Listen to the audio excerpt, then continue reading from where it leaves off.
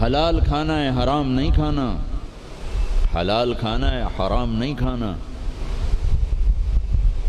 حلال کمانا ہے، حرام نہیں کمانا، حلال ہمیشہ تھوڑا رہے گا، حرام ہمیشہ زیادہ رہے گا۔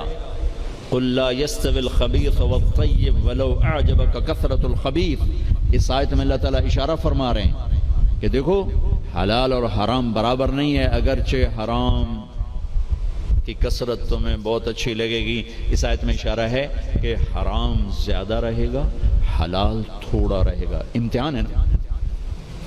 ایک دفعہ چیچا وطنی میں ہمارے علاقے کے قریب ہے، ایک بزرگ سے مولانا عبداللطیف صاحب، بڑے اللہ والے تھے، ہم ان کے پاس بیٹھے ہوئے تھے، دو آدمی آ گئے، تو ایک نے آ کر، یہ کوئی 30-40 سال پرانی بات ہے لیکن مجھے یاد اس طرح رہ گئی کہ اس کا ایکشن، اس کی دعا، ان بزرگوں کا جواب وہ ایسا عجیب سا تھا کہ وہ آج تک نقشہ میرے ذہن میں فکس ہو گیا۔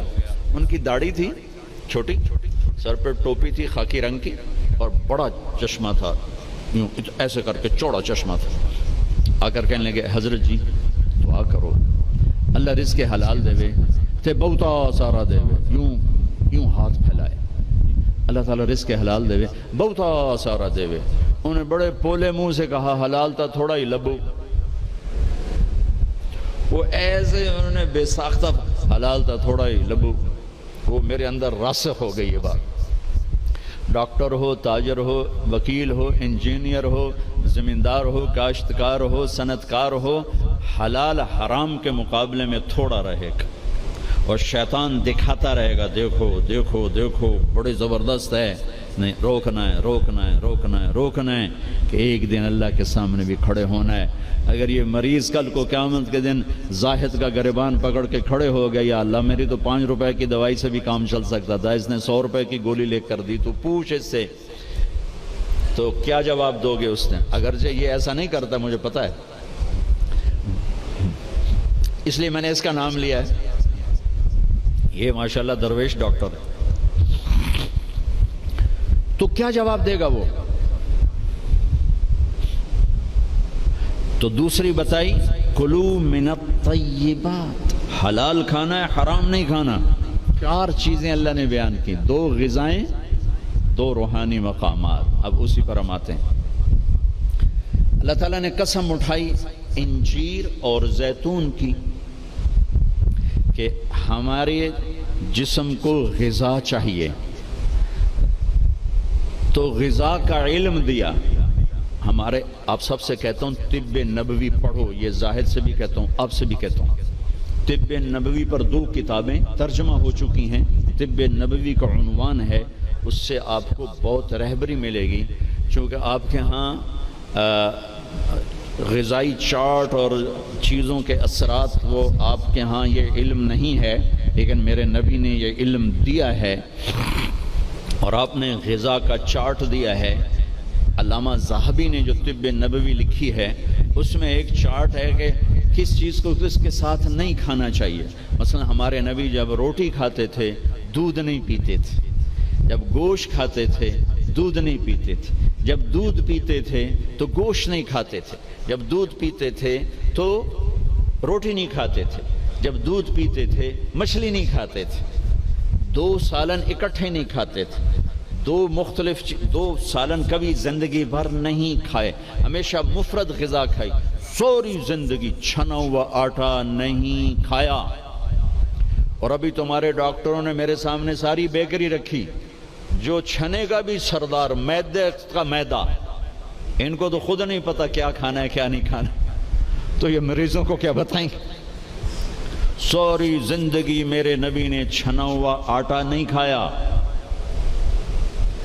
اللہ اکبر، ساری زندگی فائبر سے بھرا ہوا۔ تو وہ کسی نے پوچھا، حضرت انس کہہ رہے تھے کہ اللہ کے نبی نے زندگی بھر چھنا ہوا آٹا نہیں کھایا، تو ان کے شاگردوں نے پوچھا تو پھر آٹے کو کیسے صاف کرتے تھے؟ کہا اس کو پیستے تھے،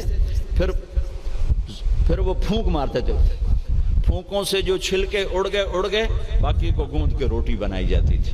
تو چلو ہم تو اتنے مضبوط نہیں ہیں کہ ایسی روٹی کھا سکیں، لیکن ہم یہ بیکری تو چھوڑ سکتے ہیں، ہماری جماعت گئی بینن افریقہ، ایک ساتھی کو ہارٹ اٹیک ہو گیا، ہاسپٹل لے گئے، انہوں نے کہا جی یہاں تو کوئی ہارٹ کا ڈاکٹر ہی کوئی نہیں، کیوں کہ یہاں کسی کو ہارٹ اٹیک ہے ہی کوئی نہیں، نہ کسی کو شوگر ہے، نہ ہارٹ اٹیک ہے، نہ بلڈ پریشر ہے۔ میں کہا ساڈا پاکستان بھرا پہ اتنے کمانا۔ پھر انہوں نے ریسرچ کی کہ وجہ کیا ہے، تو پتہ چلا کہ پورے ملک میں بیکری کوئی نہیں۔ جب تک بیکریاں ہیں نا آپ کے کلینک آباد رہیں گے، فکر نہ کرو، دعا کرے کرو بیکریاں چلدیاں رہیں۔ جب بیکریاں بند ہو گئے تو کلینک بند ہو جائے۔ پورے ملک میں بیکری کوئی نہیں، پورے ملک میں مٹھائی کی دکان کوئی نہیں، پورے ملک میں مٹھائی کی دکان کوئی نہیں، ان کا میٹھا شہد ہے، شہد کھاتے۔ پورے ملک میں بناسپتی گھی کوئی نہیں، یا وہ زیتون کا تیل ہے یا دیسی گھی ہے، بناسپتی آئل کوئی نہیں، سفید چینی کوئی نہیں، سفید چینی کوئی نہیں، سفید چینی تو وائٹ پوائزن کہلاتا ہے۔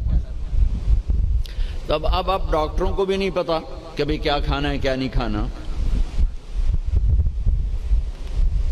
میرے نبی نے زندگی بھر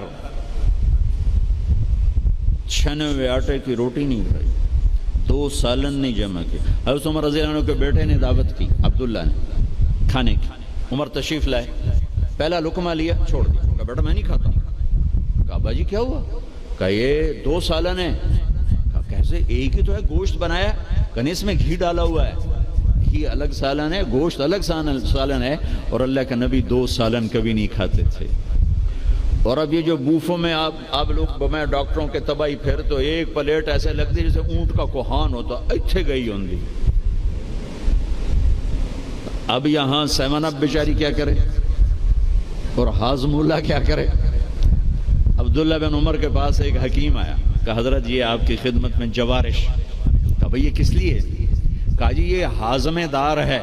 تو وہ ہنس پڑے گا، بیٹا 40 سال ہو گئے میں نے پیٹ بھر کے کبھی کھانا نہیں کھایا، تو مجھے اس کی کیا ضرورت ہے؟ یہ تو آج کے لوگ کھائیں جو بھوک سے بھی اوپر بڑھ کے کھاتے ہیں اور دن میں 6 دفعہ کھاتے ہیں۔